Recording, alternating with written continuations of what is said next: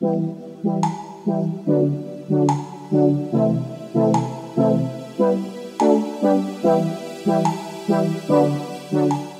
going on, Mountaineer fans? Last weekend at Penn State, we lost a heartbreaker.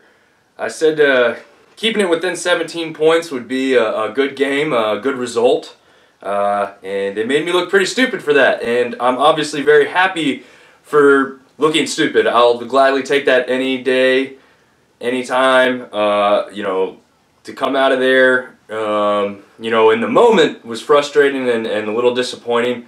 But when you look back, I mean, there's really nothing disappointing except one final play at the very end of the game, and it wasn't really a big-time mistake. It was just simply a great defensive play.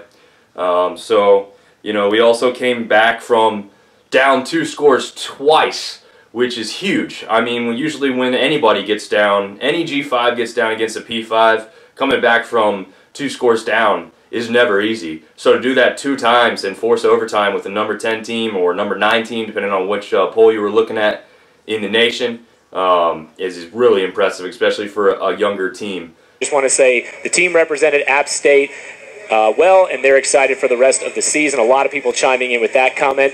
Someone did want to ask, I don't know, I'm going to ask it anyway because I'm curious. Sutton catches that ball in overtime. What do you do after it? You go for 2?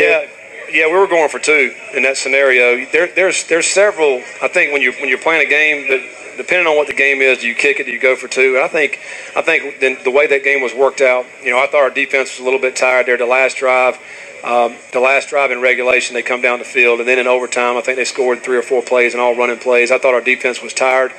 I thought our offense still was playing pretty good at a high level, and you know, we told our guys that we were going for 2. We'll never know because we did score, right?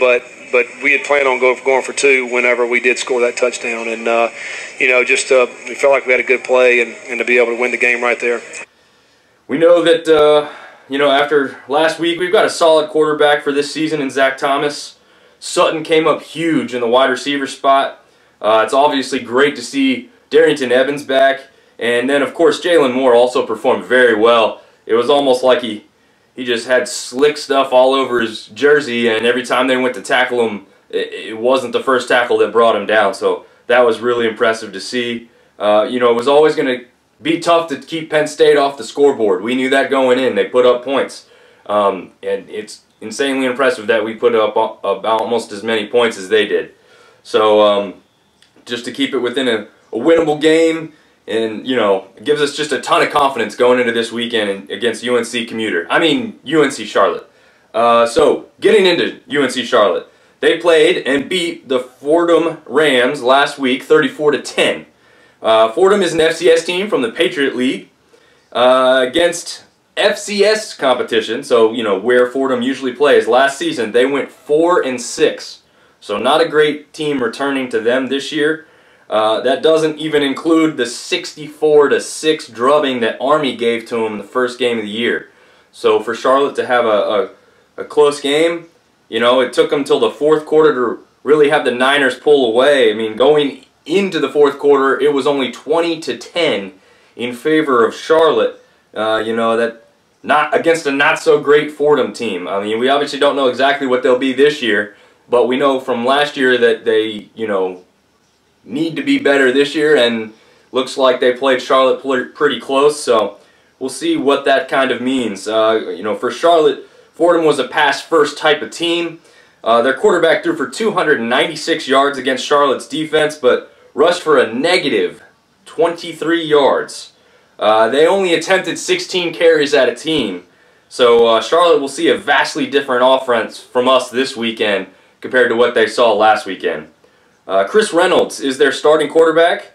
He's definitely not a mobile quarterback. He also rushed for negative 21 yards last week against a Fordham defense that will pretty obviously be a little weaker than us. He did complete 13 of 20 passes, good completion percentage, for 267 yards and 1 touchdown.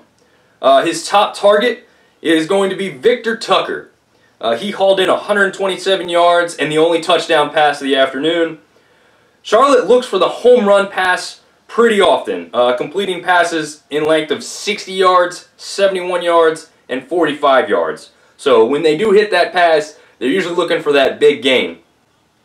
If they aren't hitting the big pass, they'll be handing off to Benny Lemay, who actually was a teammate of Clifton Ducks back at Butler High School in Charlotte. Lemay rushed for 135 yards and 2 touchdowns last week. Now, he's a small guy, but he's pretty stout at 5'9", 218. See some of the highlights here in a minute. You'll see what I'm talking about. He's not overly big. To be honest, I think he's going to get lost kind of behind some of our linemen, and hopefully we can stuff him right there and keep him from getting too much on the ground against us. I just was really proud of our guys, the way they handled all that at first. So there's one of their defensive ends there making a play. Here is Benny Lemay. He's number 32. As you can see here, he's a pretty short player, but he's got some muscle to him. It's pretty hefty to bring down when he's coming at you with a head of steam there. There's Tucker, their leading receiver. Here's the pick 6 by Fogey. Pretty big linebacker, good size there. Probably one of the easier pick 6s you'll see. There's Lemay again on another long run. Defensively, they have some talent at the defensive end positions.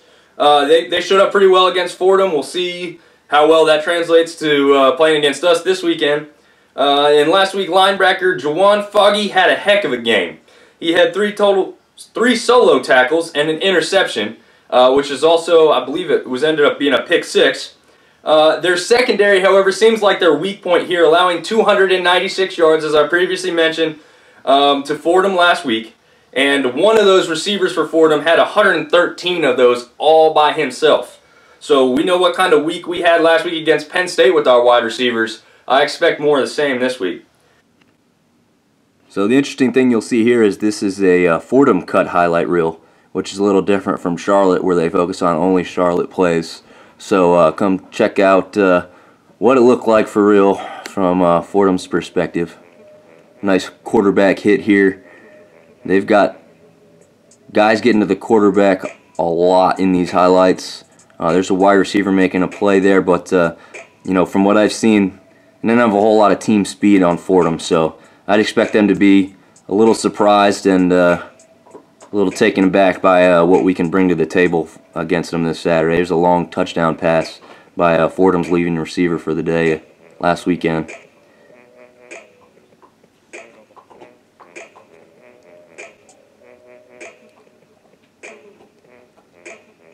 As you can see, a little bit sloppy play here. Here's Benny Lemay. Again, you're kind of seeing a little bit of where his size is at against some of these bigger players. I expect him to be shut down pretty well against our bigger defensive front than what Fordham had. A little mistake here on a fumble, on a punt. So, you know, if they're making any mistakes on special teams this Saturday, hopefully we can capitalize on those and really take advantage of what they help us out with. Overall, what else can we expect from the Mountaineers? Well, I'd expect Zach to continue to evolve into the leader of the offense. That doesn't mean there won't be any mistakes. You know, Charlotte's still got players at certain positions that can make plays, but overall they will be a weaker team all around than Penn State was last week. I believe he'll throw for over the 270 yards he had against Penn State, and he also had 2 touchdowns. I think he might even get more this week. He also spaced it out to 6 different receivers that had more than 1 pass. So he actually spaced it out even more, but I just went through and counted up the guys that had more than 1 target. So even though he's spreading the ball all over the place, he's hitting some guys multiple times that are showing up a little bit better. Malik Williams, Corey Sutton, Dominic Heath. I mean, you know, all these guys are going to show up pretty big. Thomas Hennigan actually was you know, a little bit more quiet than he had been in the past couple games, but I think that's because we've got a lot more talent at receiver this year.